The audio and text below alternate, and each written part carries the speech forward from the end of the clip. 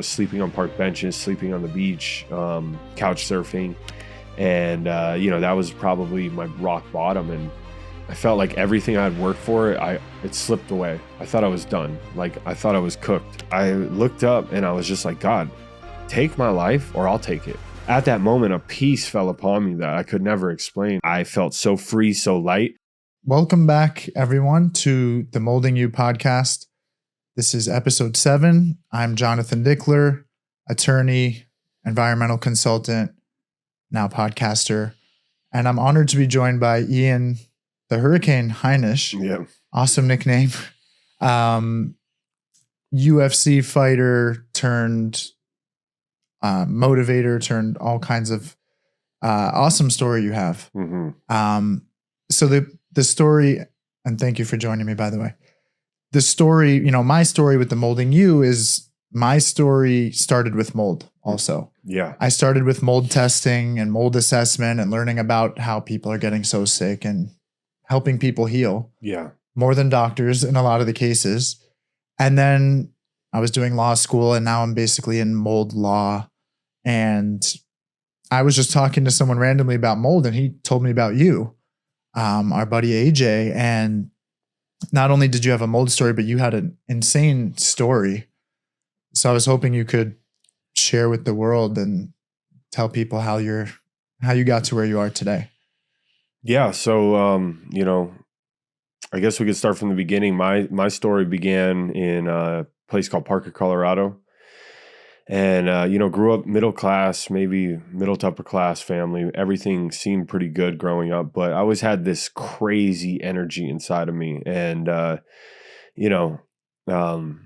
starting in age 12, I started wrestling at age 11, but age 12 and 13, I started to get into some trouble at school, just tons of energy. Like I just, leaving class, talking in class, getting kicked out of class. And at a very young age, my parents didn't know what to do. And in those days, they were like, well, let's take him to the doctor and see what's wrong with him, right? Because the teachers were pushing that. And that time, nobody really knew. So go to the doctor, of course, diagnosed with all these stupid things, ADD, ADHD, all that, and then prescribed a heavy dose of Adderall.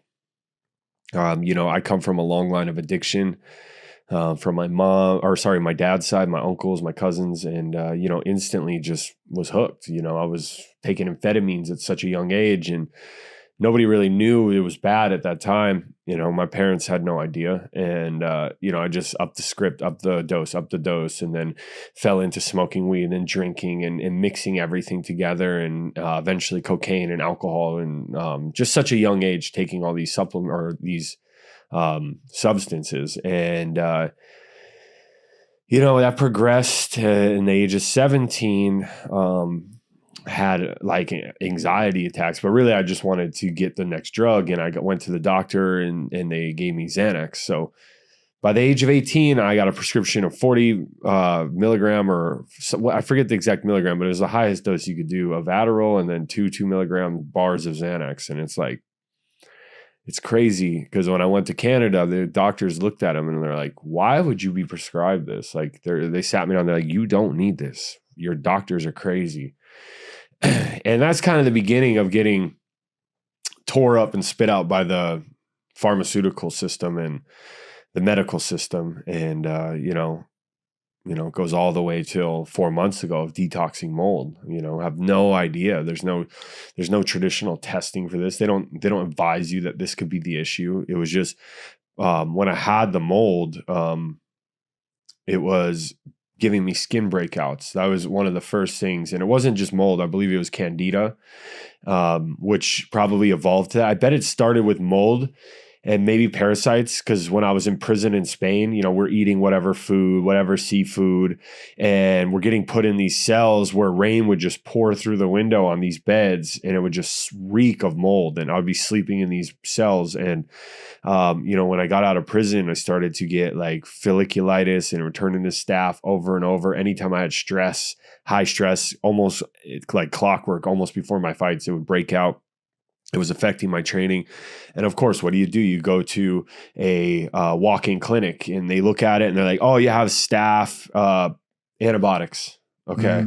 Take the antibiotics. They don't advise you that it's going to wreck your stomach and you should take probiotics on top of that to counteract what these antibiotics are killing the good bacteria. And then, you know, your immune system's lower. You get a skin infection again 3 months later, antibiotics. Now it's 2 months later, antibiotics. Now it's 1 month later, antibiotics. Now this antibiotic's not working. Give them a stronger one. So this went on for like a year and a half. And all of a sudden, before one of my fights, you know, my cardio was just trash. Like it was just like I had trained so hard. I had not skipped any of the, skipped any sessions. I was training locked in, zoned in, and I was craved like sweets and carbs like crazy. But I was, my cardio just went downhill. And recently I found out, because I've done stem cells. I had a really bad brain injury. I had a bad TBI that pulled me from fighting. I was literally ranked number 9 in the world, and I had to call the UFC and say, cut me from the roster because I have a brain injury. And it was serious. And I was fighting it for a year and a half. And it was to the point where it was like too scary. And I was just like, I didn't care about fighting. I just wanted my brain to be healed. But then after 3 rounds of stem cell treatments, intrathecal in the brainstem, 50 million, kind of a controversial or brand new procedure, going to Mexico Cellular Performance Institute, shout out to them. They're partnering with the UFC. And probably over $100,000 to $150,000 in treatments between hyperbaric chamber, Dynavision, glutathione pushes, NAD drips, any kind of thing, neurostem, all these different. I tried everything. And my wife, she owns a functional medicine practice, Hive Health, and they threw the book at it with peptides. Once I got out of the USADA testing pool, and there was progression, but it was slow. And the concussion came in training, where most of the damage did. And it was years and years of getting concussed, not waiting long enough, not letting the brain heal. And finally the brain just said, no, we're done. Like these symptoms are here to stay. And little by little, I chipped away at it. And then recently I was just telling you, I went to this place in New York, this functional medicine place that is very, state of the art, but very like what some people would say, like very like off the wall, because they try new stuff. And I did this hand scan. I forget, it was like a biometric cellular mitochondria scan. And I was like, oh, I don't know what they're going to do. They knew my ankle was hurt. They knew the exact year I had brain damage, or how long ago. They knew I wasn't sleeping good until 3 months ago when I started a sleep peptide. Like they knew so many things about me. And one of the biggest things said, your gut, your sinuses are full of mold and candida. For those who don't know, candida is a fungus. Candida is caused an overgrowth by taking too much antibiotic. It is caused by eating sugars, eating carbs, and feeding this yeast till it overgrows and it hides in a biofilm similar to mold.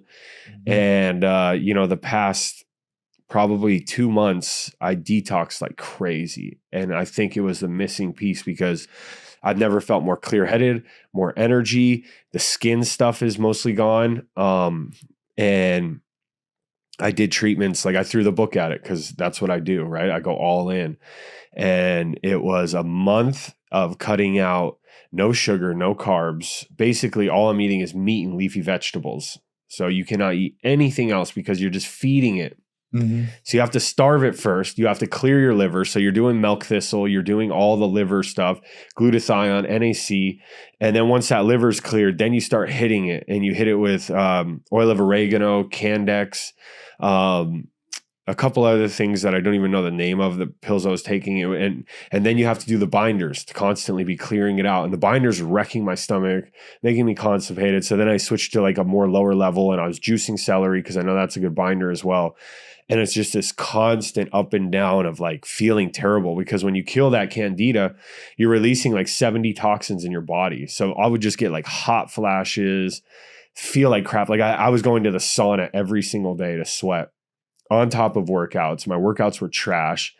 I felt like I was starving the whole time for like 3 weeks. And then my body started to adjust, but it got to the point where I was like, I feel so terrible, and it doesn't feel like I'm getting a hold on this on like a month. And then I realized I have 3 teeth, 3 wisdom teeth that are basically rotting with with cavities, and I had like 5 other cavities. And so I'm trying to detox, and mold and candida is like in your tongue, in your throat, in your stomach, in your gut, all through your intestine lining, and I'm just dripping toxins in it. So I paused and I went to Colombia, got all my dental work done, amazing place down there, and then came back, and then I started the detox again. And this time it was so much easier, felt better, still felt like crap. And I did about another 3 weeks of it. And honestly, they want you to go 2 months, but I was like, I'm good. Give me another 3 weeks, and then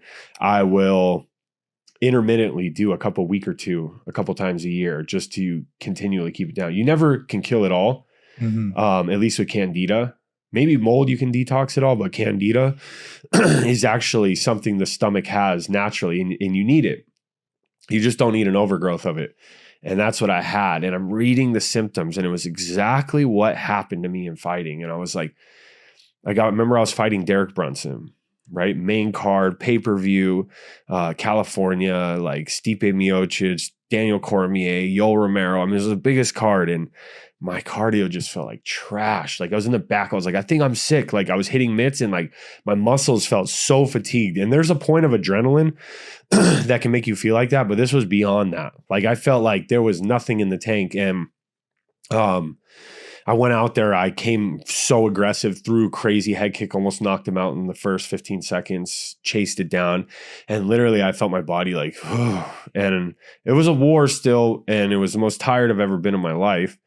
And it was my muscles weren't getting oxygen. And as I went down the rabbit hole, because ChatGPT is a great tool if you know how to use it, you have to source the right information and double check it. But it was letting me know, like, the mold and candida, it'll make you feel brain fog, make you feel drunk, make your muscles not receive the oxygen. It can make you infertile, like all these terrible things. And I had all these skin stuff, constant skin stuff. I had all of this stuff. And I was just like, man, I wish I knew about this 5 years ago. Because part of the reason I got a concussion in training was because I was so gassed out. And I wasn't properly protecting myself. And I was so gassed out because I just fought Amavov and took a big knee, 8 stitches, but didn't feel any concussion symptoms because adrenaline's a crazy thing. But then after you fight, you always eat whatever you want, eating crumble cookie, eating all this crap. And that's when I remember it was getting worse because my manager, God bless him, he didn't know about it, but he got a sponsor of crumble cookie. So I was eating these cookies before these fights, like, because I would always have like a dessert. And then I was eating them the day after, like a whole dozen. And that is just feeding mold, feeding candida, feeding parasites. And it's like what, 30,000 calories if you eat a dozen? It's like, those are amazing cookies, but like 30,000. Yeah. I mean, and now when you look at the real stuff that's in it, it's coming out now. It's like petroleum products, and like the owner's some like health and wellness guy, and adds like 50 ingredients to these cookies when it could just be so much simpler. And they're just poisoning us. So the food industry, insurance, big pharma, like it's a constant state of trying to not be poisoned as much, because you're getting poisoned no matter what. Air quality, your water, like everything is poisoned. It's a matter of trying to take the path where the least poison is and constantly detoxing. Like at least sometimes planning, and detoxing sucks, especially when you do it that way. Like a detox cleanse, I did everything on top of all the candida and mold. I did an over-the-counter parasite cleanse, literally saw worms in my stool within 2 days. And then I gave that a week, and then I started doing ivermectin. And then I gave that a week, and then I started doing natural forms, like a tincture with all different, like wormwood, all of the stuff that, and because you have to kill the eggs too, right? You can kill the parasites. And I felt like I was like 10 years younger. Like it felt like a weight was off me. I felt like detached from all this stuff that was slowing me down. And I felt the best I've felt in 10 years. And it's just a sad thing that when I was in my prime, when I was in the peak of my fighting career, there was nowhere to turn. Luckily, I met my wife around that time, and she worked for a functional medicine clinic and now has her own virtual practice. But, even back then, it was still like people weren't catching on to all the mold. And, after I tested for the mold, we looked at the air ducts or not the air duct, the unit of the air conditioning in my house, and there was mold on it. Not a ton, Not like a scary amount, but there was mold there, and you want to get all of that out before you detox. Otherwise, you're just counteracting it. So, if I was a younger fighter and I was having these issues, which I know a lot of fighters are, I would look into this route because this can literally save your career. Because if your cardio's wrecked, and I was known for my cardio, like my first few fights in the UFC, I outworked my opponents even on a 7-day notice, short notice fight. And that was what I was known for. And after that tipping point, my cardio was trash compared to what it was. It's still, I still fought hard for 3 rounds, but I just didn't feel the same. Yeah, it's incredible story, and obviously a lot of hardships in there, but a lot of victories. And, I started with mold as it was really like a job at first, like mold testing. And I was working with a buddy of mine, and I thought it was kind of like a joke. I didn't understand it. But once I started doing my own thing and I got into mold assessment, and then social media was really where I started off. And that's where I started seeing it.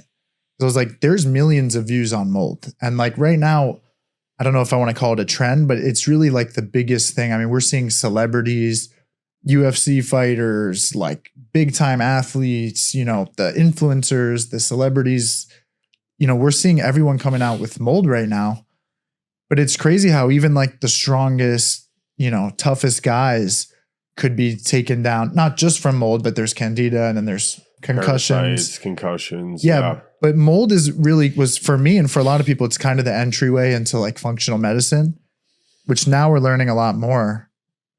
But I think it's interesting, there's the functional side is not really focused on medication.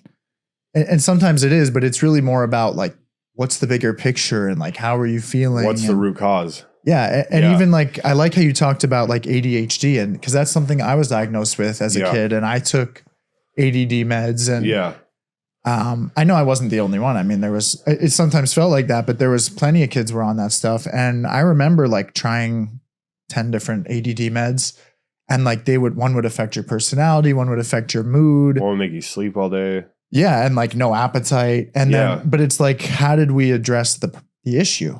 And like you said, energy was the problem. Like we had too much. I was never sitting in the seat in the classroom. I was always standing. Yeah. But I think I've heard you say on another pod, like that energy was like, I mean, that's what turned you into a fighting superstar, right? Mm-hmm. Was that the main reason you got into fighting, was because you had all the energy, or was you just always had a passion for wrestling, fighting? Yeah. So, that energy is a superpower, right? If you have ADD or if you have an addictive personality, you're going to be able to put the reps in and beat the people, because what do drug addicts do? They do it over and over and over and over. And that's what it takes to become the best in the world, is to rep and have that mindset of I'm all in, right? And I want to say one thing. If your doctor doesn't ask about your diet, your sleep, or your exercise, you don't have a doctor. You literally have a drug dealer. And these doctors weren't asking that. What was my diet? What was my exercise like? How was I sleeping? Now we'll just give him a pill. This will shut him up. We'll try this, see how he feels. And I just always, when I started wrestling, I just really excelled in it. Even with all the partying, I was a 2-time state champ. I took runner up my freshman year. I would have been a 3-timer, but I got expelled my senior year. I was a couple-time national champ, All-American in freestyle and Greco. I took second at Ironman, which was one of the biggest tournaments for kids that age in high school. And I took 4th at senior nationals. So it was something that I just excelled at, that I loved, that I felt free when I was doing, something that just, made me happy. And then after that, I kind of fell out of I went to college. I got a full ride scholarship. I had offers to like Boston University, but then they saw I was expelled and they're like, yeah, you got to go to JUCO. Went to JUCO, went to a place called Coeur d'Alene, Idaho. It was a JUCO college with a good wrestling team, and they gave me full ride, books, school tuition, allowance, everything. And it was one of many opportunities that I blew. I just went there and partied and wrestled. I didn't go to school, and eventually got kicked out, or I just left. I didn't get kicked out. I was about to get kicked out, so I just left, and then came back to Colorado. started to get in trouble again. And after that, it's like, where does wrestling take you from there? Because that's, either you're going to go through college and use it to get a job, or you're going to like actually go to the Olympics. And, that's a full life commitment. And I wasn't able to let go of my party life, and that was hindering all of it. So I came back to Colorado, started to get into some trouble. And my ex-girlfriend I was dated like earlier in high school hit me up. She moved to Vancouver, and she was like, hey, I'll fly you out, come be my prom date. So I flew out to there, fell in love with the place. And then I was like, I'm going to stay here. I love this. And ended up getting a job doing door-to-door sales, like put in this resume that was hilarious. It had like state champ wrestler on it, like just such an American resume. And then this guy said, come downtown to this high rise. And I showed up, and it was like the scene out of The Boiling Room with Ben Affleck. And it was just like, whoa, he's like, we can be rich. We're selling fixed rate contracts for natural gas. We're helping the world. And I started making $2,000 to $4,000 a week, like crushing it, especially for a 19-year-old. And I fell in love with the place. And as time went by, I got into some big trouble. I moved in with this chick. I knocked on the door of this girl, and these girls were like, oh, he's hot. And they pulled me in, and I was dancing with them, got them all to sign up. And then one of the girls was crying, and she was like, she just broke up with her boyfriend. And I was like, oh, cool. And they're like, go dance with her. And eventually they were like, you need to drive her home. She's too drunk. So I drove her home. Ex-husband shows up because she wasn't answering the call, ended up beating him up, getting in trouble, moved in with her 11 days later. And then about 6 months later, this guy who I beat up, like did all this research and found I was working illegally and called immigration, and they locked me up. Stayed there for about 8 months, shipped me back to Colorado. Showed up 2008. My parents had just got divorced. We were in a recession, housing crisis. My parents lost everything. And I met some Guatemalans who had some connections, and they started shipping me thousands of pills of ecstasy. I eventually got caught doing that. And then I made a decision, and I posted bail, and I said, you know what? I'm 20 years old. I'm not going to jail for 4 to 6 years. I'm good. I hopped on a bus or a Greyhound to Indiana, said goodbye to my family. I hopped on a train from Chicago to New York, said goodbye to my family there. And then I hopped on a flight from JFK to Amsterdam with like $2,000 in my pocket, and I didn't know anyone. And that was the start of a 5-year stint outside of the country. And, the highs and the lows. And eventually I was in Amsterdam for like 3 months. Then I went to Belgium, and then I went to England. And then I found my way to a place called Tenerife, the Canary Islands, and started working at a club. And they were basically paying me in drinks. It was like 8 drinks when you work, 4 drinks when you get off. And 3 months of this full-blown alcoholic, like couldn't even function. I couldn't even afford 30 euros a week for rent in a cockroach-infested room with like 10 other guys. So I found myself being homeless. I was sleeping on park benches, sleeping on the beach, couch surfing. And, that was probably my rock bottom. And this Colombian guy who I knew because he was American, his dad was Colombian, he was from Miami. He said, hey, gringo, come live with us, man. We don't want to see you living like that. So I moved in with them, started to get sober, started to train MMA a little bit, kind of cleared my mind. And the dad sat me down. He said, hey, gringo, you want to make some real money? I was like, yeah, I had nothing to lose. So I started taking trips to Colombia, Venezuela, Aruba, and we were packaging kilos of cocaine, swallowing them and bringing them back. And about 10 to 12 trips of this, I got stopped at the airport, and they were like, why do you keep coming back here? What are you doing? All the stamps in my passport. And I was like, oh, my girlfriend's here. I'm a rich American. But the thing that was weird, I had no credit cards. It was like just cash. And they were like, well, where's your money? And they're like, I'm like, my parents just Western Union it. So that was one red flag. And then the Colombian guy was waiting for us because we act like we don't know each other. The secret police jumped on us. After they let me go and they saw us meet, boom, jumped on us, took us to the hospital, x-rayed. Boom, I found myself locked up around 22 years old, 2011. And, this was a pivotal moment of my life. And when you're going through something like that, you think prison could be the absolute worst thing that could happen to you. You might be going through something in your life that you think is the worst thing that could ever happen to you. At the moment, it feels that way. But really, in reality, it was the best thing that could ever happen to me. And in that moment, I had to make a decision. Do I go down the drug path in prison? Because there was that path. Or do I make the decision to, no, I'm not supposed to be here. I need to change my life. And I took that path, and it took time and a lot of soul searching and a lot of like epiphanies happening, looking around in this environment and saying, why am I here? What am I doing? Like coming out of the fog of drug and addiction. And, I was even still like getting prescribed my Xanax in there and just to sleep at night, take the edge off, smoking hash, like little things, not near to the degree I was doing, because I was literally taking drugs in like a Steve-O status, like constantly, like hard drugs all the time, every day. But I was coming out of it, and there was a wrestling program there called Lucha Canaria, and it's basically an African style Senegalese wrestling. It's in a gladiator pit, like a mini gladiator pit in the sand, and you wear a gi type thing and you lock up, and it's team versus team, meaning one wrestler and another wrestler from the team will go against each other, best out of 3 takedowns. When you get eliminated, you're out, and then the next guy from the team comes in. So they work their way from the smallest guy to the biggest. Whoever has someone left at the end is the winner. And was this in a prison? Yeah, this was in prison. Crazy. And crazy enough that the father that was my coach there, his son was the best to ever do it. So I had the best coach ever possible of the sport. And actually, Juan Trota made it in the UFC. So we were in the UFC at the same time. So it was a cool kind of connection. But I fell in love again with wrestling. There was a kickboxing program. So I started training. Every day I was training my mind, body, and soul. I took a negative and I turned it into such a positive thing. And I was reading books. I was reading the Bible.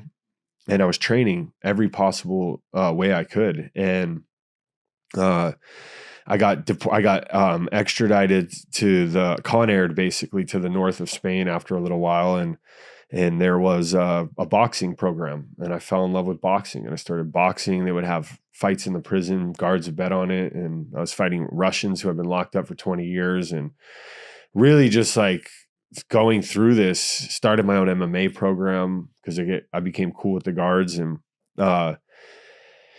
after a while, I just felt this calling from God, and I felt him speaking like directly to my heart. And he was like, you are going to make it in the UFC, and you're going to be champ, and you're going to proclaim my name to the world.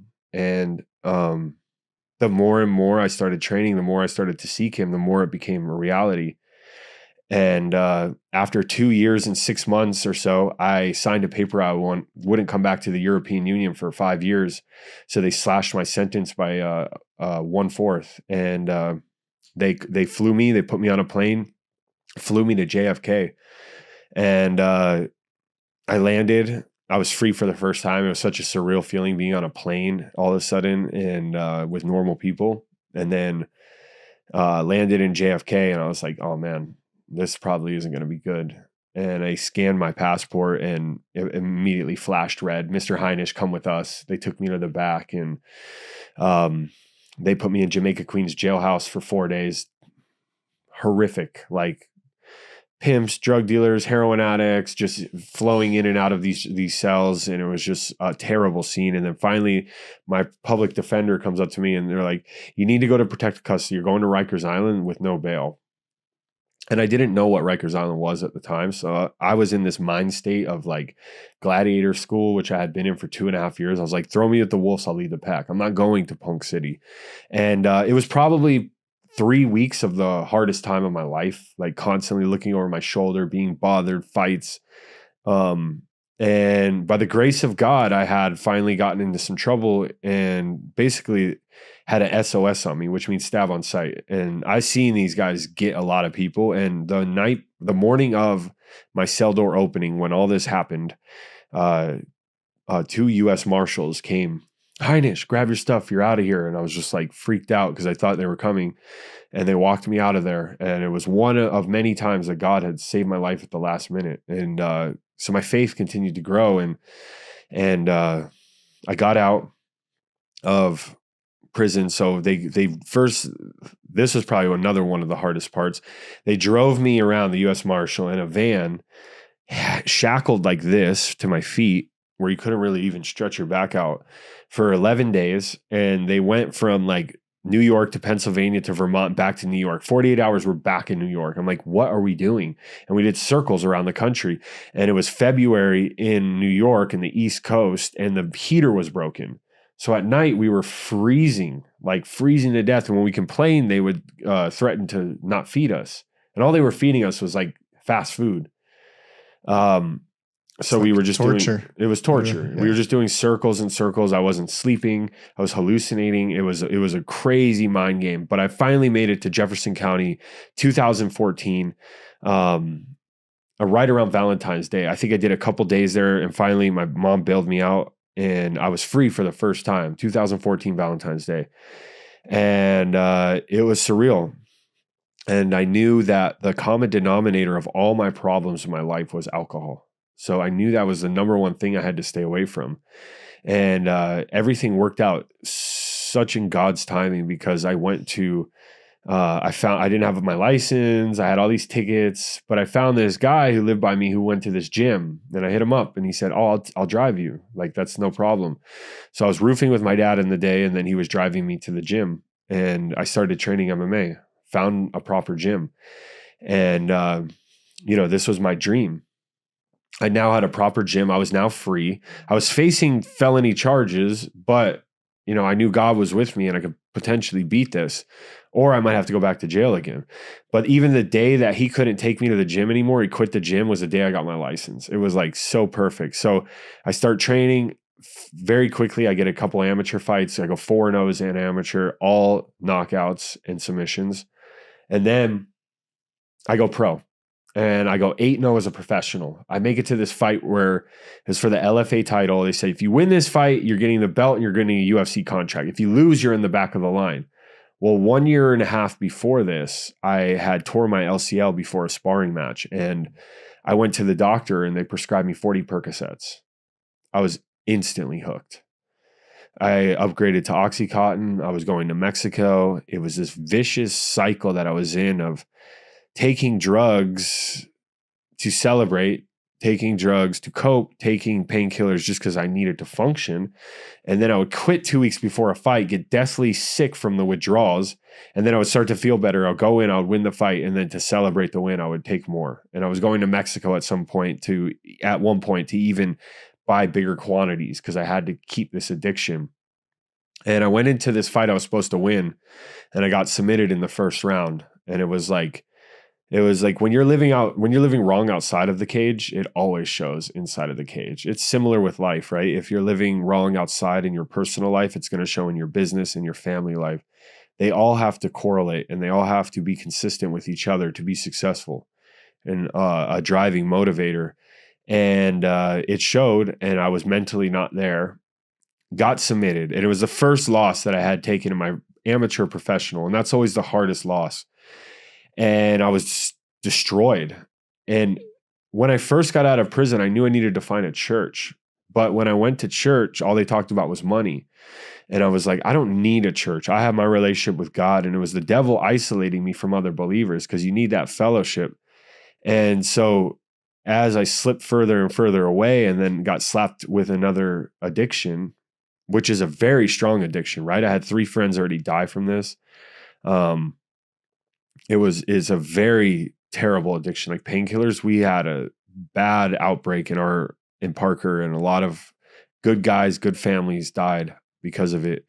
But I was at this point where I had been going to a little bit of Bible study and a little bit of church because of a guy named Nate Marquardt. He's a UFC legend, fought for the belt against Anderson Silva.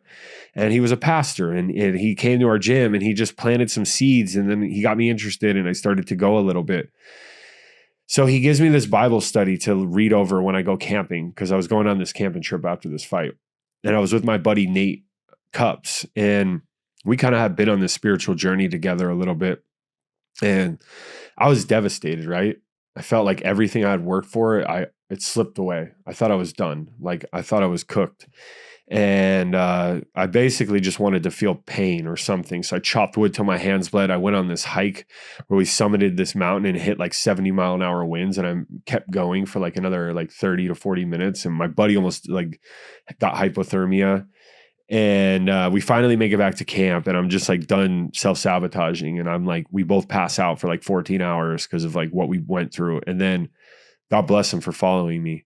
And then my boy's like, let's open this Bible study, man. And I was like, I'm good, bro. I don't even want to look at it. And then he kept pushing and assisting, and we opened it up. And what it basically said was, it questioned our salvation. It basically said, you're not who you say you are. You don't really believe this. And at first I felt offended. And then it hit me like a ton of bricks. I'm over here hooking up with chicks, doing drugs. There's no freedom or evidence of God in my life. And at that moment, I looked up and I was just like, God, take my life or I'll take it. Because I was being lied to in my head that I was born to be a drug addict. I was born to be a failure, and I was going to die, and I should just kill myself now. And those were the lies in my head. And I put those lies away, and I surrendered to a higher power. And I looked up, and at that moment, a peace fell upon me that I could never explain. And it was like a weight lifted off my shoulders. And it was an experience that I hope everybody gets to experience, because God can heal everything. God is the answer for everything. A broken marriage, health issues, a successful business, finances. And once you realize that and you experience that, you look at the rest of the world and you're like, all of these world problems would be solved if they had God. And, if they surrendered to Jesus. And you look at it and you look at them and you're like, man, it's so simple. But a lot of people are blinded, or a lot of people reject it, and they don't go to that. And after that moment, it was like God put all the pieces of the puzzle together. He was waiting for this moment in my life to flood me with blessings. And I went to a baptism a couple of weeks later at church, had no idea. And it was just such a strong calling. Like, I have to go. I didn't sign up or anything. I went up there. I walked into this water. It looked black to me. And when I walked out, it looked clear to me, but when I turned around and walked out, it looked black, and I felt rocked. And as I'm walking away, I felt this voice that was like, there's your addiction and your sin dead forever. And it was like, that was like the ceiling of it. And I felt so free, so light. And at that moment, I was living in my buddy's basement. I was broke. I was basically on the verge of being homeless. I was not in the UFC. I now had lost this fight that I was supposed to win, lost the hype train. And 1 year after that, I went on a 4 knockout win streak, broke into the UFC, broke into the top 10, met my wife, married my wife, bought a house, and I was a tax-paying citizen for the first time in my life. So it was like, there was so many things that were just holding me back, and all I had to do was stop trying so hard and just surrender. And God opened the floodgates of blessings. That's incredible. And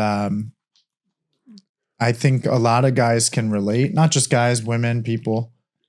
But, I would say not anywhere close to a similar story, but a little similar, where I had, all the energy, I was getting in trouble. And then I ended up in law school, finished law school, still wasn't making the best decisions. Yeah.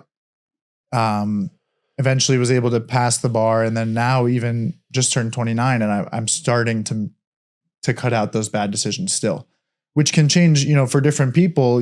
Going to the gym could be an addiction, or anything could be a distraction from your goals. But I think it's so important how you talk about, like, you stopped trying and you started doing, like, the good things. And that makes you feel good, like doing good. But I'm always curious, like, when you talk about God, like, obviously for you, God was a big part of it, but you had to do something. You had to be a part of it too. So for someone maybe who's not religious or hasn't found their God, or, there's people believe in different gods, some people non-religious. What would you say are the changes that you did, like, that changed your life? Because you're no longer, on the path of all that rough stuff. Yeah. So what would you say were the main changes that you had to instill? Like, was it the 10 commandment type things, or is it just how you lived your life? Yeah. So no, it's the 10 commandments were put into place to point out that we are all falling short, that no matter how much strength that we have, or we think we have, that we will never be able to live up to God's standards. God's perfect, right? Have you ever stolen? Have you ever lied? Have you ever cheated? Have you ever committed adultery? Well, Jesus said, if you look at a woman lustfully, you've committed adultery in your heart. So when you realize, and you have to realize that you need help, right? Even in a traditional non-religious way, what do they say when somebody's struggling with addiction? The first step is admitting you have a problem. So you need to search your heart. And it's not like God's going to come for you. He is the one planting those seeds. He is the one trying to encounter you. You just have to let him in. And when you're in this place of struggle and testing, which everybody's going to go through struggles and testing, right? It's not when life's all good and everything's amazing in your life that you're going to usually come to a place where you need God, because you feel like you're doing it all on your power. And once I realized there's nothing in my power, I went to rehab in high school, and I went there and I quit drugs for like 3 months. But because I wasn't changed inside, there was no real change. Everything externally can change, but it has to be a heart condition. There has to be a change there. The Lord literally gives us a book, a manual of how to live. And if everybody lived by it, our life would be peaceful. But because we all try to serve ourselves and we don't have the power to do it, especially, but not only that, the word is not just a manual, it is living and active. And if you read it, it will speak directly in your life. And you are going to have the power of the Holy Spirit. So we are basically vessels that are powerless before that. And I would say if somebody is struggling, look for the signs. It says, seek truth and it will find you. So I don't care if you think Muslim or whatever, but the one true God is Jesus. And that is proven over and over and over. And if you seek the truth, if you seek the real truth wholeheartedly and you want that, it will be revealed to you in every person. So you have to be on this journey of seeking truth. You have to be in this place of humility where you need to say, I need help, right? I can't do this on my own. My way wasn't working. And there will be small signs in your life. Somebody might tell you about it. Somebody might plant the seed here. Somebody might come on your podcast. There's all these little seeds that will get planted. And God, no one else but God can grow those seeds in your life or in your heart. And that will eventually manifest if you allow it, if you accept it, if you surrender to it, to something that will grow your faith, and the power of God will come and reside in your body, in your heart. And so somebody struggling, you know, there's all these things that you can do and the world will tell you. But I think what you should do is you need to realize what is true in my life, what is true in this world, where is the basis for a foundation of truth. Seek that. And once you find it, surrender to it. And once you surrender to it, walk in it. And I think that is the most important thing. And because no one wants to follow something that's not true. But if you look at the facts and the evidence in the Bible, being the most historic book in history, and seeing the power of it and witnessing testimonies around you and being around fellow believers, you're honestly going to be a fool if you turn from that. And it's because it's so profound and so true and so powerful. So I know that was a lot of different examples, but you have to realize that you need help, because we all do, right? Like, even if you're the strongest businessman in the world, you didn't get to be that successful because of yourself. There were people along the way that taught you, people along the way that lifted you up, motivated you, lifted you up when you were on the ground. Your life is going to be full of test and tribulation. And for me, it produced character, it produced perseverance, and it produced hope in my life, because I said, I can go through this. God delivered me through this. And, it really propelled me forward. And I bring those principles in everything, whether it was in fighting, whether it was in crypto, which I do now, or whether it's in being a promoter as well, or motivating people, because it's a free gift. You just have to accept it. but people will turn from it because they're scared to lose a part in their life, a selfish part that they think they need or they think they want. But really, they don't want that. You don't want to live a life of self. You want to live a life of selfless. And that's where your fulfillment, because even if you have the money, the girls, the power, the gambling, whatever it may be, trust me, I tried to fill my life with everything this world had to offer. There's still going to be a void in your life, in your heart, because it's spiritual and nothing can fill that except God. Yes, so much, so many important things there. And it reminds me of, I think we all know money doesn't make you happy. And people are like, well, yeah, no, it does. You know, you could. Well, then why do the most rich and successful people and artists and singers kill themselves? Yeah, it's not spoken about. You could count, I could count like 15. Yeah. Or they tried to kill themselves. Yeah. I mean, you look at, almost every celebrity, anyone that got into the drugs and alcohol, like, yeah, they're lucky that they didn't die. And I'm sure in a lot of times they wanted to. Yeah. Or even trust fund kids. Yeah. And another example, they have everything that the world says they need, but why are they so empty? Yeah. And I grew up here in Boca Raton. Yeah. So for a lot of people, I wasn't one of the wealthy ones, but this is a wealthy place.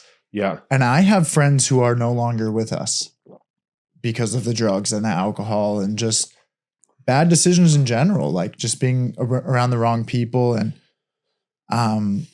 but I think I just saw Jim Carrey talking about, he's like, I hope everyone gets rich and famous just so you can see that that's not the answer. Yeah.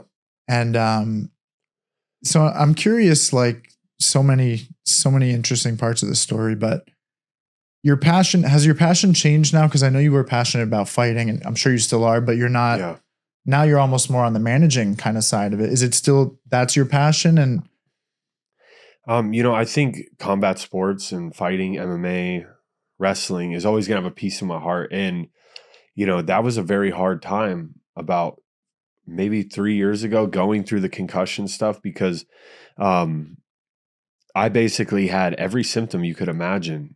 And just because I gave my life to the Lord and I had all these blessings and I had this monumental rise and this overflow of just success, it doesn't mean that life is going to be sunshine and rainbows when you give your life to the Lord, because you're still going to go through the trials. You're still going to go through the testing, but you're going to have the advocate with you. You're going to have the Father with you. You're going to have the Son. You're going to have the Holy Spirit to lead you through those and be able to realize that something very important that I think a lot of people miss, especially who are chasing goals, chasing careers.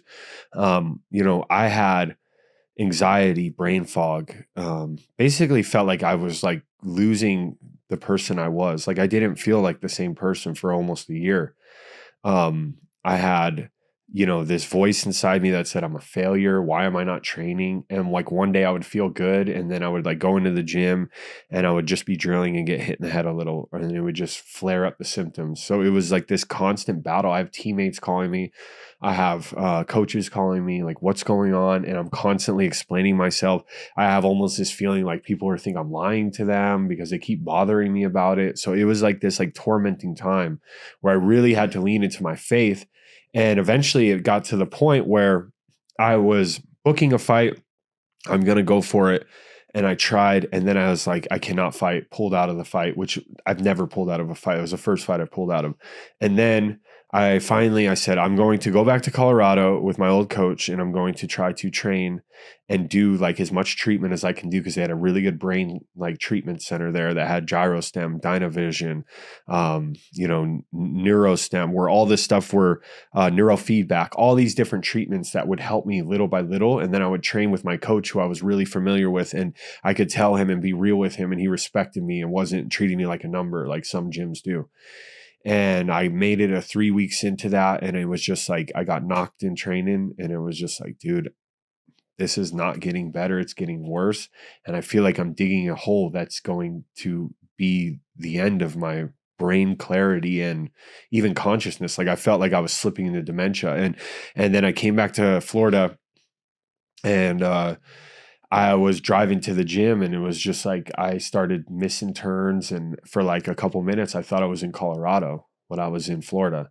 And that was the moment where I was like, I am done. I don't care about fighting anymore. I just want to feel normal. I want to feel like my old self. And so I came home. My wife had to call my manager because I just was refusing to call him to like let him know what was really up, because I didn't tell very many people because I was so sick of explaining myself. And I just kept telling me it's getting better. It's just taking time. And then finally I called the UFC and I told them, and they were really scared, and like they sent me to some doctors and stuff, and they said, Ian, we'll mark you as retired. We'll keep you on the roster. You can come back and fight your last fight on your contract if you feel better. And so I felt like everything I had been working for the past 12 years, everything that I woke up, trained for, ate for, everything, I felt like I got it ripped from me. I was literally number 9 in the world. I had 8 people in front of me, and I'm looking at God like, what, like, why? Like, we're so close, 7 more people, probably 2 or 3 more fights, and then I can achieve this goal. I thought you put this dream in my life. And I had to come to a really humbling spot in my life and realize that fighting is not my identity. Just like a lot of people need to realize that your job, your career, your sport is not your identity. And that's tough, because when you dedicate your whole life to something, that it feels like a part of you died, and it still felt like that. But I realized my identity was something different. My identity was in Christ, and my identity was something even bigger, and God was still going to work in my life. And I basically, the only thing I could do is go on my computer for 15 minutes. I was on Twitter, and then go lay down, take deep breaths, because I would get this anxiety, this brain fog, I felt like my brain could only handle so much. And I started to find crypto, and I started to realize like, wow, people are making good money in crypto. And I learned the game, and I had this stem cell treatment that was going to cost me 30 G's. And I went on this Twitter space and told the whole story. And the guys hit me up after, and they're like, hey, we're going to pay for that for you. I was like, what? And they're like, yeah. And they're like, send us your Ethereum wallet. Boom, hits my account. Couldn't believe it. Called the stem cell place, and they were like, we take Ethereum. And so I just sent it right over. And I was just like, wow, crypto's amazing. And so God provided in a big way financially, because who knows what I would do. My wife had to go back to work. She had quit her job previously to help manage my career with supplements, diet, and just like be there for me. And it was a very confusing and hard time, and I really had to lean on my faith, and I really had to trust the process. And throughout this, I met some amazing people, amazing business partners, lifetime friends. My brother B Roots, who's been my crypto mentor, and we started this pretty big business. We did crypto marketing. We started a YouTube show, a Twitter show, and we were successful. And I started commentating and fighting a little bit, because it was a sad thing, right? I couldn't even train. Like, the love of my life of sport, I couldn't even wrestle because it messed with my head. I started coaching wrestling for a little while, but I would get in there and go hard because I'm like 0 or 100. So when I would go in there, I'd go 100. And even the drilling was messing with my head a little bit throughout this whole healing process, right? I'm actually going to try to go back now because I'm feeling the best I've ever felt after this detox. So we'll see how that works out. I think it's going to be good. But I had to quit coaching because I was like, I just keep hurting my head more. I have to heal.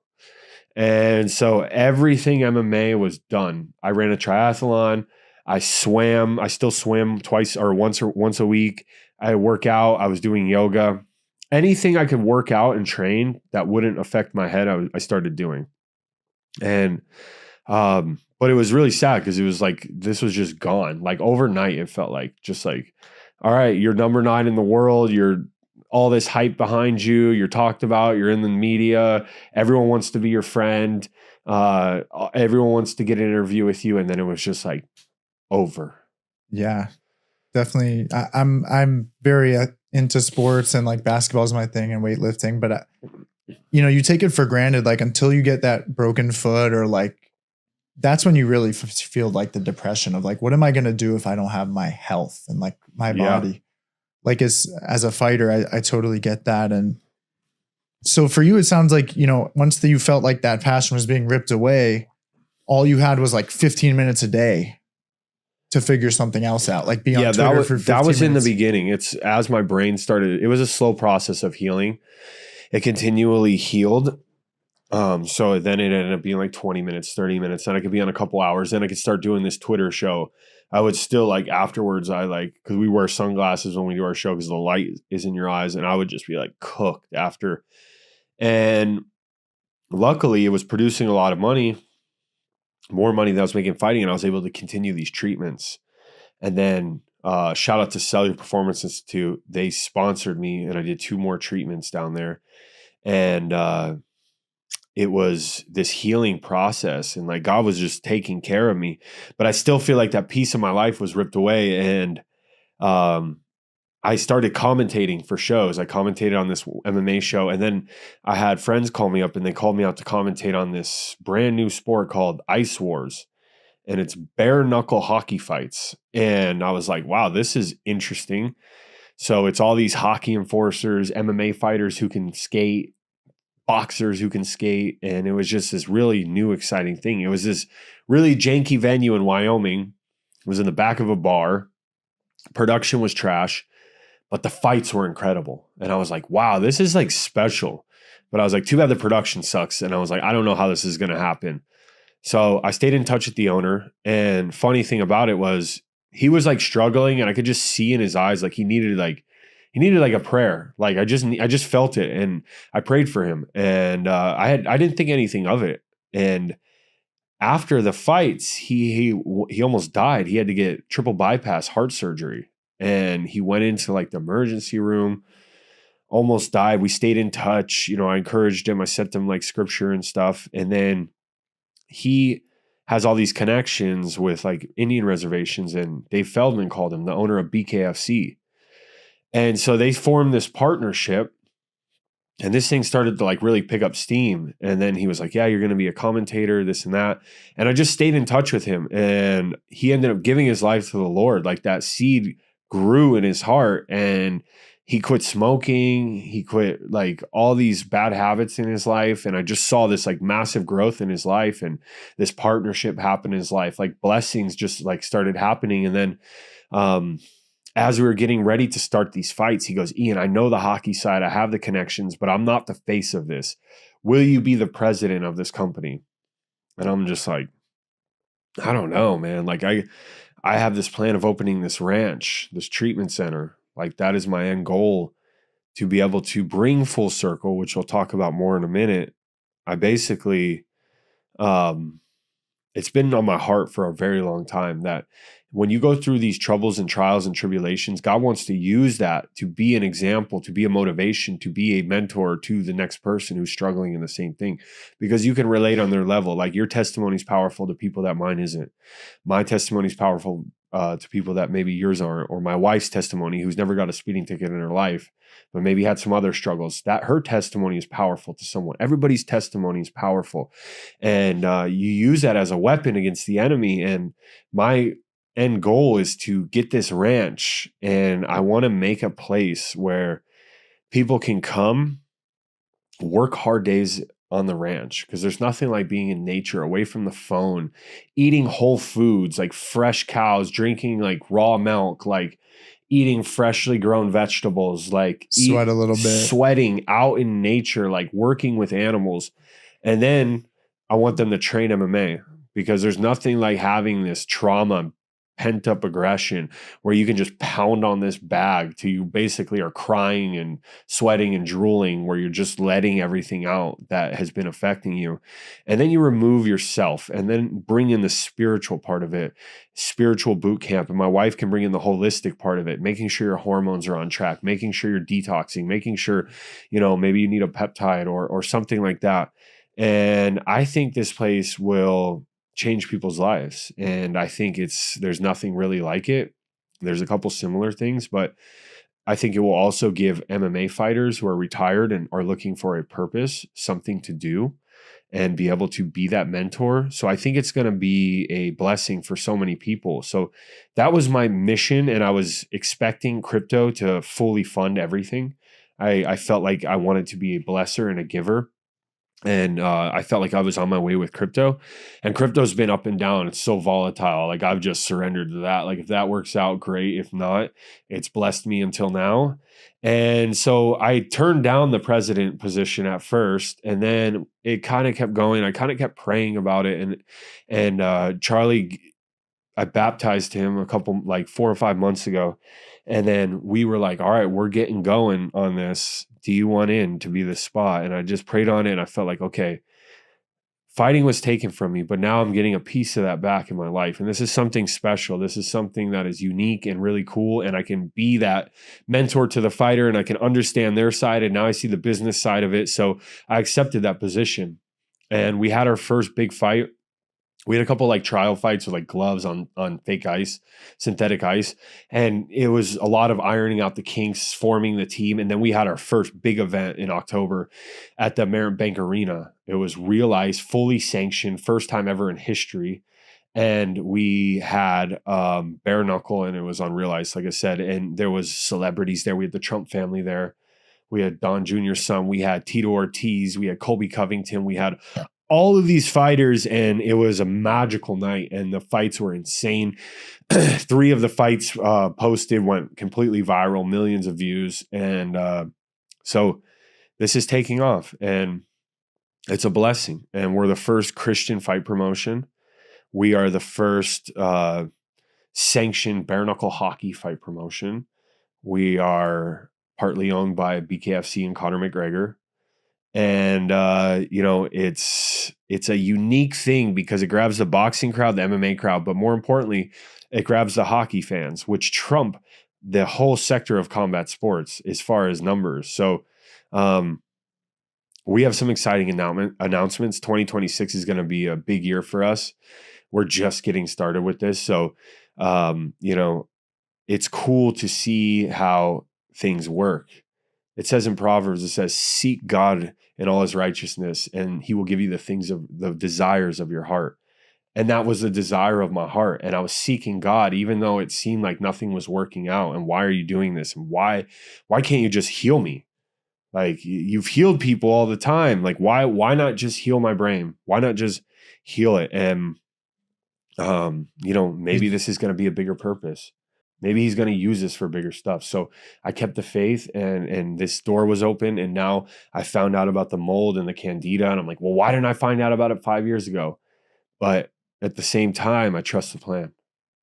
Yeah, it'd be too easy the other way. And yeah, the pressure creates diamonds, I think. Yep. But I think, what I like to talk about on this pod is like, because for me, mold, like who cared about mold? It was mold. Like it was on, growing on bread in the kitchen. And then it became a passion of mine. So for me, the passion came in such an abrupt way. And even like I was working for a good friend at the time, and that ended in an abrupt way. And so I ended up doing my own thing. And that was a moment when I felt like everything was kind of taken from me. Mm-hmm. And then it's like, okay, do I just go work at a law firm or like find some intern job, or do I just take this mold business, run with it? So now I met top people in the industry, but it's like your passion finds you as long as you don't give up, which sounds cliche, but every day you got to be like, you feel something. There's survival, but there's also like, you can do more than just survive. You can actually help people. Mm-hmm. And I see now with the ranch, I mean, that's an awesome idea, but it's great to see that you're now like a president of the ice fighting, which is crazy in itself. Like what's more crazy than fighting? Let's do it on slippery ice with metal razor blades. Yeah. But that's awesome. Like, and now working with, alongside Conor McGregor and in a different way that you maybe originally wanted to fight him. Yeah. And now you're working, you probably still would like to fight him, I'm sure. I mean, we were never the same weight class. Right. But yeah, I mean, that would be a great fight. But now you're working together in like a different way. Yeah. And it just shows like God's going to use you, and he's going to bring you to your calling. The only way you're not going to go there is if you fight against it and you force something that wasn't meant to be.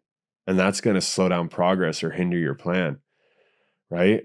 Complaining doesn't help that. I mean, look at the Israelites. They walked in the desert for 40 years because they complained. about everything instead of just shutting up, going to the promised land.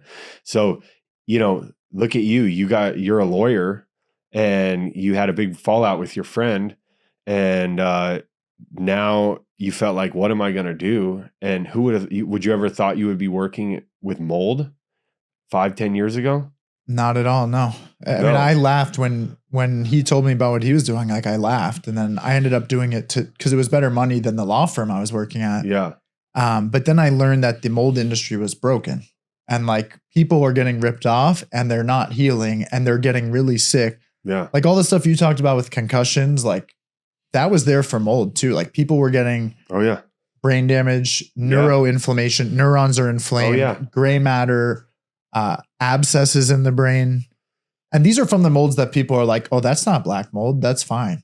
Like it's all the molds. Yeah. And mold is a crazy thing. But then I like didn't think I was going to get into law school, did that. And then I didn't think I would like finish, let alone, finish on time. And then, so that it all happened because I just kept working at it. And I'm like, I'm going to do it. And even when I was like getting ready to pass the bar, I was like, I don't even know if I want to do attorney work, all the time. Like I have other passions, which can find you so late down the journey. But I'm really into this mentorship and like motivation and helping people. And a big part of that for me has been asking other people for help and finding mentors. And like, you sometimes ask dumb questions that sound dumb, but it's like, it's so important to have those mentors and be like, I need help or I want help. And I think the people who are like, oh, I don't need help. Why? Like, think about why you're saying that. Like, you're saying that probably because someone noticed something and they said you should get help with this. Or maybe you have a goal and you just. You know where that comes from? Pride, ego. Pride. Yeah. Hubris. Pride comes before the fall. Yeah, that's what they say. That's what my mom tells that to all of her elderly clients. It's like they won't use the walkers. They won't use the wheelchairs. But then they fall. They break a hip. Yeah. And then they usually don't survive. If you break a hip, you're going to usually die within a year. That's what there's like a high percentage. Oh, yeah. But even if you're young and healthy right now, the best support you have is talk to a more successful person. But even if you have $1 billion right now, you could still seek mentorship. Because chances are, you're probably not happy. I mean, a lot of people, I know there's happy people out there, but I think they're not totally fulfilled. Yeah. And even the most fulfilled people, there's always room for more. But, so would you say, is your passion now, because I hear from the way you talk, like you pray for people, and is your passion really helping others now more? Is that your main MO, or I know they're still fighting? Yeah. When you realize that life isn't about self and you really lose that ego and that pride, like we were saying, because that's the fence, the blockage of you walking into fulfillment, when you walking into a life with God, with you walking into the next level of your business, is that pride. And it's not just a saying, it's biblical. Pride does come before the fall. And pride has brought down nations. Pride breaks up friendships. Pride breaks up families. Pride breaks up relationships, And so there's nothing more fulfilling than helping people. And that is what you're doing, right? You want to help people with your mentorship. Why? Because it makes you feel fulfilled. You feel good when you see somebody motivated. You feel good. And that all comes from God's character and his design for you. And, like you said, you never thought you would be a lawyer. You never thought you'd be a mold guy. And now you're literally on a mold podcast with a UFC fighter who had mold, who just detoxed it 4 months ago. Like that was all by design. So I believe things are meant to be, and we are destined for certain things, and the only thing we can do is get in the way of God's work and have that pride, force something that wasn't meant for us. I could have kept trying to fight, I probably kept trying to fight too long. I should have said, you know what? I have a brain injury. I need to regroup. But I just kept trying, kept making myself worse, kept making my recovery longer. And, it was because of my pride. I didn't want to let my ego go and have to tell people, I'm quitting fighting because of an injury. Because all the other injuries I got, I could heal my foot. I could heal my broken hand. I could heal my broken rib. Like I could train through it. I could train through my torn MCL, LCL. But the brain, I couldn't train through it. There was nothing I could do. I couldn't even function through it. So, it's very interesting in this life. And I think too, when you're giving that mentorship, obviously you continue to learn and ask people on these podcasts. And, I think the spiritual part is so important as well. And I think if you grow in that, you'll see it as well. And, I think it's a good thing you're doing. And I think functional medicine's on the rise, mold detoxing's on the rise. And I would like to ask you, what do you use to detox? Because I would love to learn if there's something maybe that I'm not doing for like the next time I detox. Because like you said, I didn't have black mold. So like most people aren't concerned. But probably part of my brain injury or part of my brain fog and issues and symptoms were from mold, from candida, maybe from parasites as well. And that's something I'm going to continually detox now. And actually I'm going to Thailand next month, and I'm going to look for like a detoxing resort and just do like a full, like 5 days of like fully like every meal they give you, like a full protocol. So sounds sick. I might have to tag along. Yeah. Next month, you said? Yeah. Thailand? Yeah. Wow. Thailand.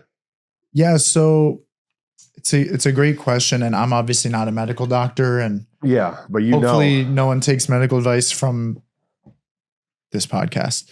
But I work with tons of medical doctors, and I do another podcast, Mold Pod Live, with a medical doctor, the Detox Doc. Shout out Dr. Diana.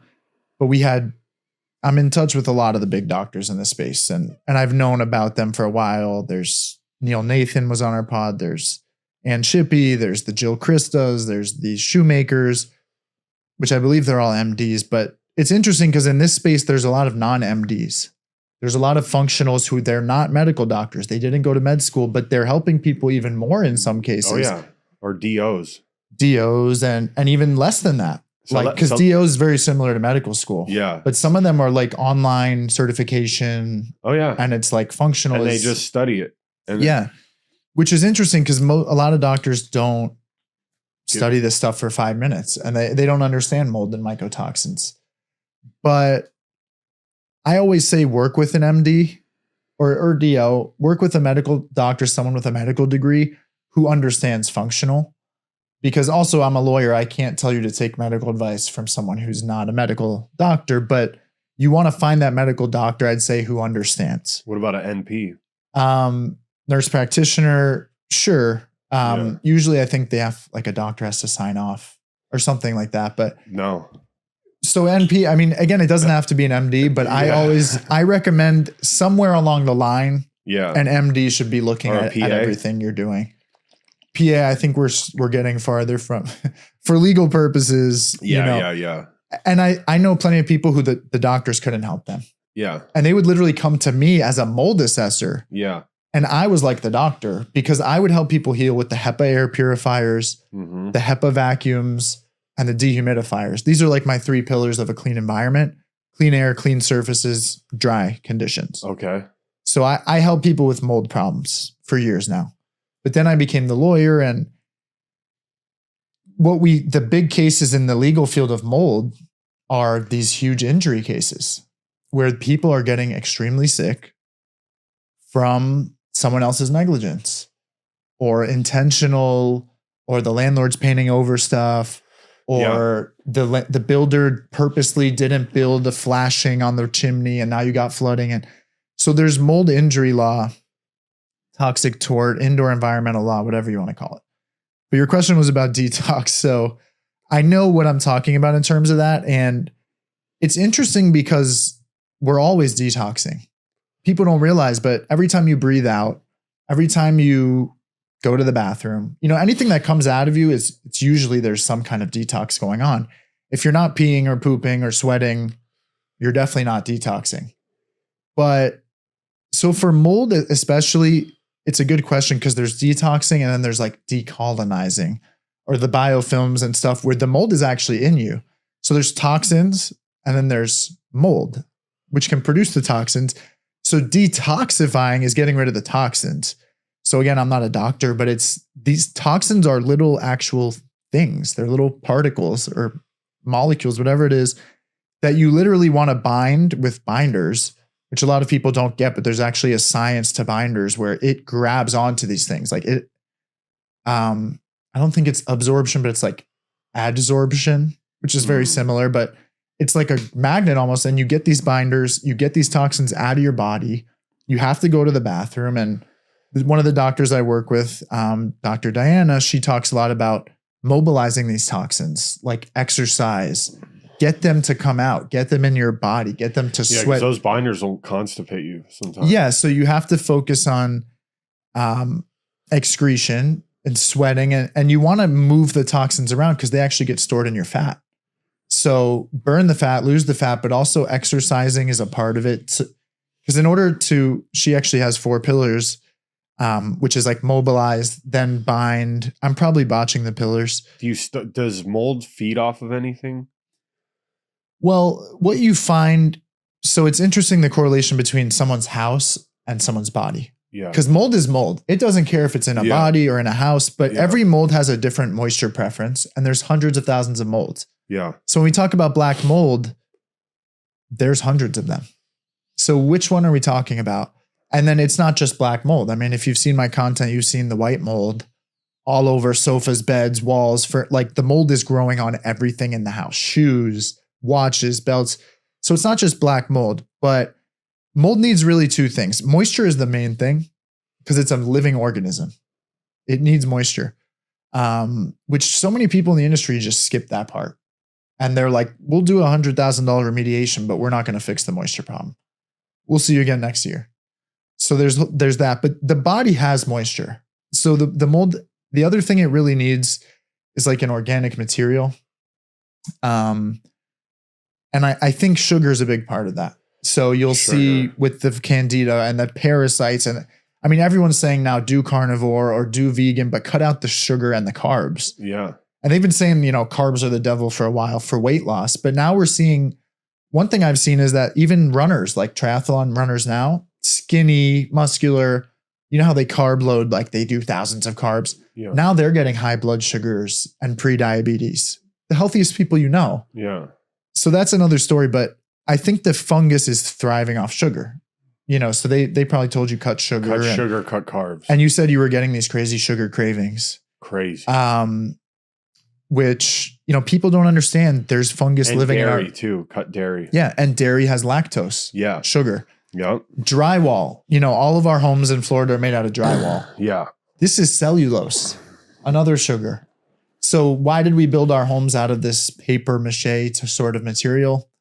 That's what we do. And that's a big mistake, especially in Florida. Yeah. We get a ton of mold behind people. Everyone has mold. Yeah. In Florida. Right. Which I do say, like I say, I could find mold in any building. Is it enough to make you sick to that extent? Maybe not. But there is, the way we build, there's going to be at least some mold somewhere. And that doesn't mean that everybody has this crazy lawsuit. No. Or everybody's sick. But some homes, there's an amount of fungus or bacteria growing in the home where they're producing gases, chemicals, toxins, endotoxins, mycotoxins is a really big one. These are one of the easiest things you can test your body for, like urine mycotoxin tests. And so a lot of this can open people up to the functional world. But one thing I say is like, you shouldn't have mold in your home. And if we can get rid of it, why don't we? This is a living organism and it really signifies a moisture issue. And the doctors, like people spend 6 figures on the protocols from the doctors, but they don't heal because a lot of the doctors, they'll say, check your environment, but they don't really say get it really checked, like in the right way. Like it's not just about taking a mold air test or a swab ERMI test or a swab test or even a mold dog. You need a comprehensive picture of what's going on in your home and in your body. So that's why, now the bioscans and there's a mycotoxin urine test. There's a antibody blood test for mycotoxins. So there's a lot of misconceptions out there, but I think, like you said, one of the most important things is that the doctors aren't like, what's your sleep? What's your exercise? What's your diet? Because to me, that's the three most important things plus the environment. Like your body, to me, not a doctor, your body knows how to heal and it has the ability. We've evolved through plagues, diseases. I mean, even depression, anxiety, like all these things can affect you and you can heal from them. But you have to have, I'd say, that clean environment, which to me includes relationships, job, like that's part of your environment. The books you're reading, the music, the podcasts, what's your exercise? Are you in the gym getting, fighting or whatever it is? Like that's part of your environment. And then there's the diet, exercise, and sleep, which they're all important. But I think arguably sleep being number one, diet is also so important. But I think we've seen people go without eating for like such a long time now. But without sleep, I think that's where it begins. And I think that's where most of your detoxing is. And for me, sleep helped me like change my life in a lot of ways. I wasn't always like lawyer, business owner. I was the exact opposite. I was like barely passing law school, employee. And kind of similarly, like when I had the opportunity to start my own business, I was like, I ran towards it pretty quickly, but I was like, I had people telling me like, you're not built for that, so I was like, I'm just going to do it. Like if he can do it, I could do it. Or, there's so many sidetracks, but for me, detoxing is like live healthy. And like you said, doctors don't focus on that, but mold has there's a lot of stuff with red light now. And I think I don't know if it was ozone, but there's something with, I think it's called EVOO, like blood transfusions. Ozone. But I think it was, I think there was the hyperbarics. Yeah. Hyperbarics. I was talking with a bunch of people about it and like even the big time lawyers that do this, because when you're a lawyer, you have to understand the science side. Yeah. Which people, they don't really tell you like in law. When I thought law school was like, it's black and white, like law is black and white. Yes or no, guilty or not guilty. It is the opposite of that. But the lawyers seem to know more than the doctors now because they see the cases, they talk to the experts, they know how to win or lose. But I've been told by some good ones, I think the hyperbarics are huge for mold. Really? Red light, I hear good things. But for me, like, I always find the mold in people's homes. Oh, I've had 5 remediations. I've had 5 assessments. I've had all these things. And what do you do to look for them? So mold assessment is really more about moisture assessment because it's like building science. Like moisture causes mold. Yeah. So when people say, oh, there's mold everywhere, there's a few different angles to that. So there's mold spores floating around in the air, like the seeds of the mold floating around everywhere, especially in Florida, inside, outside. Even if it's outside, that still counts as exposure. But inside a building is where these moisture problems start to build up. So is it bad to leave your windows open in the winter? Depends where you are. In general terms, it depends kind of lawyerly. If you're on the water? Lawyerly answer of it depends. But so having your windows open is going to let in a lot of things like humidity. Yeah. Humidity is moisture that we usually don't want. Yeah. If your house is filled with like toxic stuff, then opening the windows is a good thing. Now you're getting ventilation. Now you're letting bad stuff out. Yeah. Fresh air in. But in Florida, for example, there's so much humidity that usually the open windows is going to cause a problem because now your AC unit has to deal with that humidity. The biggest problem I find in Florida is AC units. Yeah. Which is the humidity goes in to the coils, condensation coils. Yeah. So it's a dehumidifier. That's what your AC is. But people don't realize, oh, my humidity is good now, but my AC is filled with mold and moisture. Yeah. Which blows into the ductwork, which goes through a humid attic. So now you're breathing in just like the AC is like a poison machine. It's a toxin producing machine. So one of my secret tricks is use dehumidifiers, which sounds so, people are like, oh, that's crazy overkill. If you can prevent the AC from getting moist, you're winning in a place like Florida. Yeah. And if you're in Florida, it's humid. You're going to be dealing with mold incessantly if you don't listen to these sort of tips, because the AC guy will tell you, you don't need dehumidifiers. Let the AC do its thing. But the filtration is all, ACs go wrong all the time. For sure. I always find mold there. Yeah. But the main point is like finding the moisture problems. Yeah. That's how you find the mold problems. So even if you could run every test on your house in the book, mm-hmm. and I'm sure people listening, they've heard of the ERMI, the HurtsMe, the swabs, the air samples, the mold dog, the Petri dish. I mean, we've seen all these mold tests. There has to be a moisture assessment, because let's pretend you have zero mold today. Yeah. You could have moisture problems, which translates to mold tomorrow or the next day. Mm-hmm. So we're not just looking for your current mold problem. We're looking for that moisture problem, which leads to mold. And there's a lot of correlations with the body. Like if your body has a fundamental issue, maybe not a moisture problem, but you're not sleeping, you're not diet right, you're not immune system right. Yeah. Now the mold kind of gets an opportunity to affect the body, and people don't realize mold can grow in the body. Candida fungus. Oh yeah. Yeast. Yeah. Especially if that's what Candida is, especially if you're feeding it sugar. Yeah. I mean, I threw the book out. I did red light, glutathione pushes, NAC, or oil of oregano, Candex, ozone, and just a lot of sauna sits, man, like almost every day, sweat, yoga, working out. And then you got to starve it too. And that, like you said, it's on that biofilm, and you got to continually cut them layers off, hit it with the binders. So it's a heck of a process. I recommend everybody try a detox and like go hard for like 2 weeks and see how you feel. Yeah. And just look into the functional side of things. Like there could be, take some crazy panel where it looks at all these different things that your doctor won't test. And learn about functional medicine, because that's big.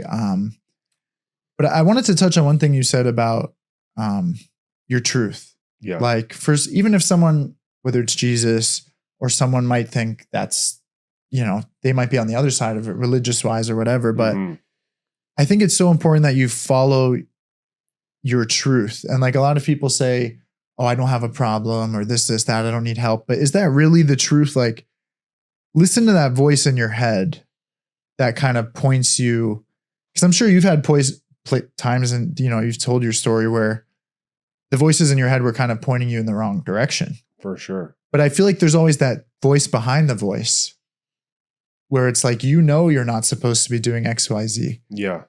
So I feel like it's people need to like follow that truth, whether it's religious or not. Like, what you need to do to be happy. And some people may not have a great passion like fighting, or what do you recommend for someone who they don't have that passion and maybe that great energy? What's a starting place?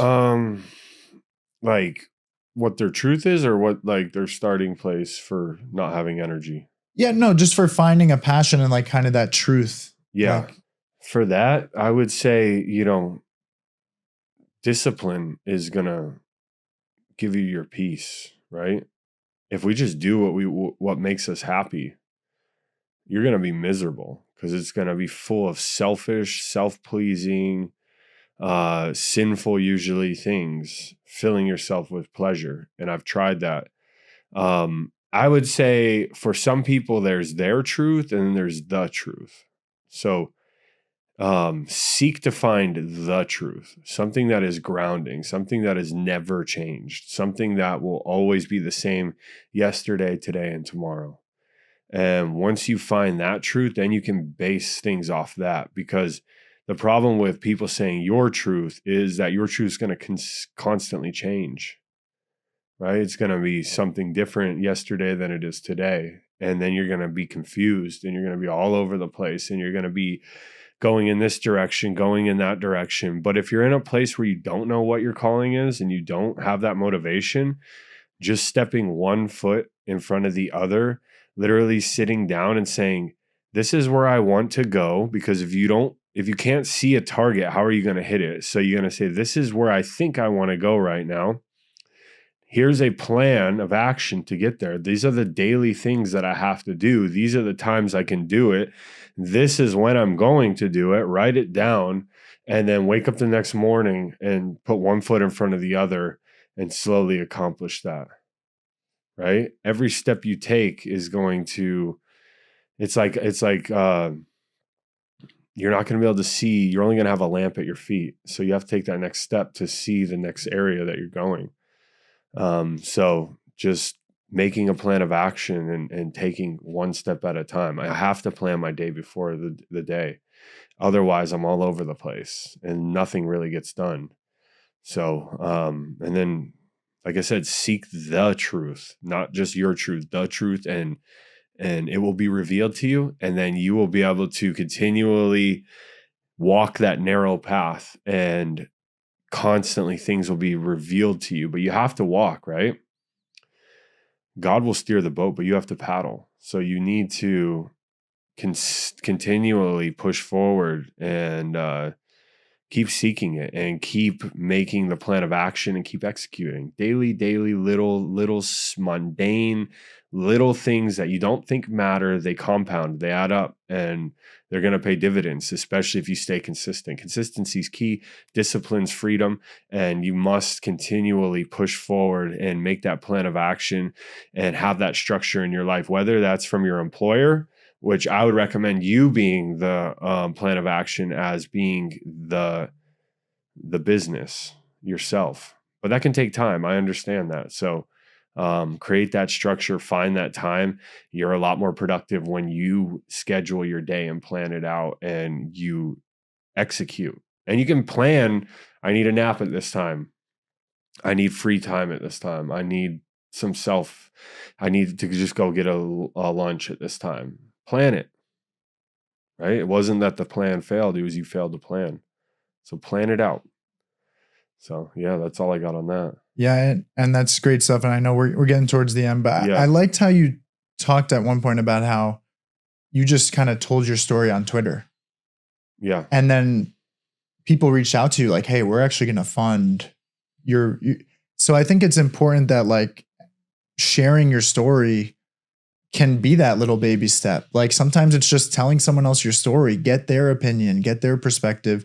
Maybe they'll help you fund something, or, you know, I tell people in the mold industry, like, especially the people who were exposed to mold, share your story because you're helping other people, but you're also helping yourself. Like some people have mold PTSD. Yeah. Where they're like, I can't watch your videos because there's mold. Like, but if you talk through it and share your story, I think, as you saw, I mean, that helped you a lot. Yeah. But very profound stuff. And I know you just kind of went into it, but maybe one more tidbit about, I like to leave people with a mentorship kind of ideology. So if you were leaving, you know, if you had a mentee and they're kind of, I would say in a hopeless place is where I like to ask. And I know, like you said, you were in probably the most rock bottom hopeless place. And then a year later, you basically had everything you wanted, right? In a lot of ways. So what would you say to that rock bottom, hopeless, someone coming to you for mentorship? Well, I mean, if you're at rock bottom, the only way is to go up, right? Look up. And, you know, there is a freeing feeling being at rock bottom because you have nothing to lose. And that's a dangerous person, especially when they put that towards something positive. It can also be dangerous the other way too, right? Someone with nothing to lose who does dangerous, violent things is a person you don't want to mess with. But if you go to positive things, you go all in, you go with your whole heart and soul and mind. And man, I would just say seek that truth, and it will be revealed to you. Take that step, make that plan of action, make those goals, right? Every year we make the goals, we set the goals high. We don't plan, we want to have them so high that we almost can't reach them all. And then make that plan of action. And then it's within the day-to-day stuff, especially if you're a business owner, you have to keep yourself accountable. And if you're an employee, then you have to find that free time to do the things that you want to do to grow out of that. If you want to start a business or if you want to have some type of hobby or something like that, so yeah, I'll leave you at that. There was a lot of nuggets in there, and man, it was great to be on with you. It was a good podcast, and yeah, I'm definitely gonna check around my house now, see where that water's at. But I'll help you out. I'll come over and yeah. But yeah, just to add to what you said, like if you're at rock bottom right now and you know that, like congratulations. Like this is the hardest part of your life, and the rest is all uphill. And you never know, you'll end up the president of an awesome association, and you could end up running your own business. And like the worst case scenario is not even that bad usually. Yeah. But like look around, like this is the worst it's ever going to be. Yep. And awesome having you, man. I really appreciate the story. If you guys don't know Ian's story, this wasn't even like the R-rated version. I mean, you've shared a lot of it online, but yeah, nuts, man. And I'm happy to see. Yeah, there'll be a documentary coming out next year as well. Yeah, I was gonna say if there's not, then let me produce it or something. But is that what, Netflix, or it's under wraps? Yeah, we're trying with Netflix and Paramount. It's getting ready to get shopped out.